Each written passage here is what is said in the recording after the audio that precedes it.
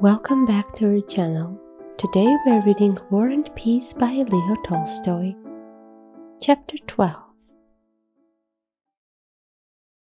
The only young people remaining in the drawing room, not counting the young lady visitor and the Countess's eldest daughter, who was 4 years older than her sister and behaved already like a grown-up person, were Nicola and Sonia, the niece. Sonia was a slender little brunette with a tender look in her eyes, which were veiled by long lashes, thick black plaits coiling twice round her head, and a tawny tint in her complexion, and especially in the color of her slender but graceful and muscular arms and neck. By the grace of her movements, by the softness and flexibility of her small limbs, and by a certain coyness and reserve of manner, she reminded one of a pretty, half-grown kitten, which promises to become a beautiful little cat. She evidently considered it proper to show an interest in the general conversation by smiling, but in spite of herself, her eyes under their thick long lashes watched her cousin, who was going to join the army, with such passionate girlish adoration that her smile could not for a single instant impose upon anyone, and it was clear that the kitten had settled down only to spring up with more energy and again play with her cousin as soon as they could, like Natasha and Boris, escape from the drawing room. "Oh yes, my dear," said the Count, addressing the visitor and pointing to Nicola. "His friend Boris has become an officer, and so for friendship's sake he is leaving the university and me, his old father, and entering the military service, my dear. And there was a place and everything waiting for him in the archives department. Isn't that friendship?" remarked the Count in an inquiring tone. "But they say that war has been declared," replied the visitor. "They've been saying so a long while," said the Count, "and they'll say so again and again, and that will be the end of it. My dear, there's friendship for you," he repeated. "He's joining the Hussars." The visitor, not knowing what to say, shook her head. "It's not all from friendship," declared Nicola, flaring up and turning away as if from a shameful aspiration. "It's not from friendship at all. I simply feel that the army is my vocation." He glanced at his cousin and a young lady visitor, and they were both regarding him with a smile of approbation. "Schubert, the colonel of Pavlograd Hussars, is dining with us today. He has been here on leave and is taking Nicola back with him. It can't be helped," said the Count, shrugging his shoulders and speaking playfully of a matter that evidently distressed him. "I have already told you, Papa," said his son, "that if you don't wish to let me go, I'll stay. But I know I am no use anywhere except in the army. I'm not a diplomat or a government clerk. I don't know how to hide what I feel." As he spoke, he kept glancing with the flirtatiousness of a handsome youth at Sonia and the young lady visitor. The little kitten, feasting her eyes on him, seemed ready at any moment to start her gambols again and display her kittenish nature. All right," said the old Count. "He always flares up. This Bonaparte has turned all their heads. They all think of how he rose from an ensign and became emperor. Well, God grant it," he added, not noticing his visitor's sarcastic smile. The elders began talking about Bonaparte. Julie Karagina turned to young Rostov. "What a pity you weren't at the Akharovs on Thursday. It was so dull without you," said she, giving him a tender smile.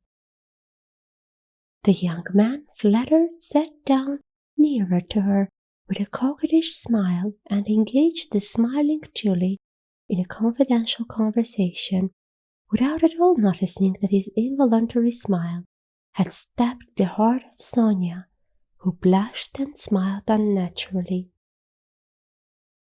In the midst of his talk he glanced round at her. She gave him a passionately angry glance, and hardly able to restrain her tears and maintain the artificial smile on her lips, she got up and left the room. All Nicholas's animation vanished. He waited for the first pause in the conversation, and then, with a distressed face, left the room to find Sonia. "How plainly all these young people wear their hearts on their sleeves," said Anna Mikhailovna, pointing to Nicholas as he went out. "Cousinage, dangereux voisinage," she added. "Cousinhood is a dangerous neighborhood." "Yes," said the Countess, when the brightness these young people had brought into the room had vanished, and as if answering a question no one had put, but which was always in her mind.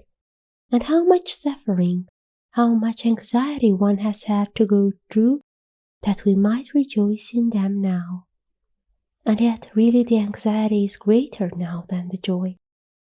One is always anxious, especially just at this age so dangerous for both girls and boys."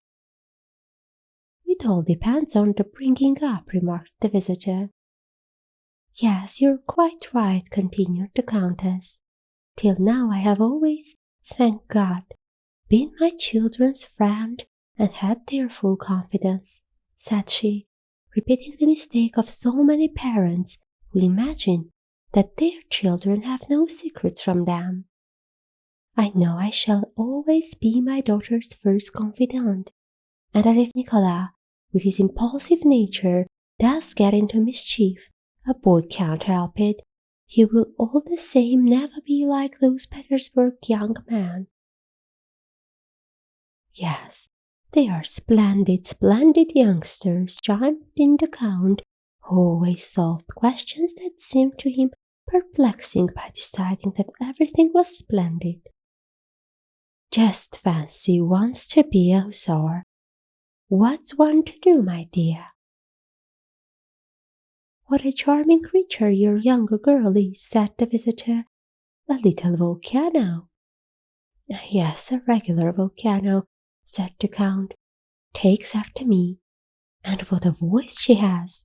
Though she's my daughter, I tell the truth when I say she'll be a singer, a second Salomone. We have engaged an Italian to give her lessons." "Isn't she too young? I have heard that it harms the voice to train it at a young age."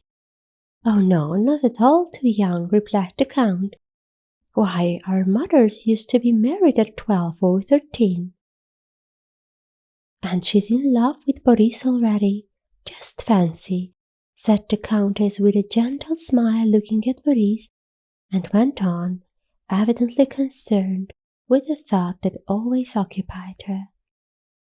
"Now you see, if I were to be severe with her and to forbid it, goodness knows what they might be up to on the sly. She meant that they would be kissing. But as it is, I know every word she utters. She will come running to me of her own accord in the evening and tell me everything. Perhaps I spoil her, but really that seems the best plan. With her elder sister I was stricter." "Yes, I was brought up quite differently," remarked the handsome elder daughter, Countess Vera, with a smile. But the smile did not enhance Vera's beauty, as smiles generally do. On the contrary, it gave her an unnatural and therefore unpleasant expression. Vera was good-looking, not at all stupid, quick at learning, was well brought up, and had a pleasant voice. What she said was true and appropriate, yet, strange to say, everyone, the visitors and Countess alike, turned to look at her as if wondering why she had said it and they all felt awkward. People are always too clever with their eldest children and try to make something exceptional of them, said the visitor. What's the good of denying it, my dear? Our dear Countess was too clever with Vera, said the Count. Well, what of that? She turned out splendidly all the same, he added, winking at Vera. The guests got up and took their leave, promising to return to dinner. What manners! I thought they would never go, said the Countess, when she had seen her guests out. This much for today. Stay tuned to our channel to see what happens next. Goodbye.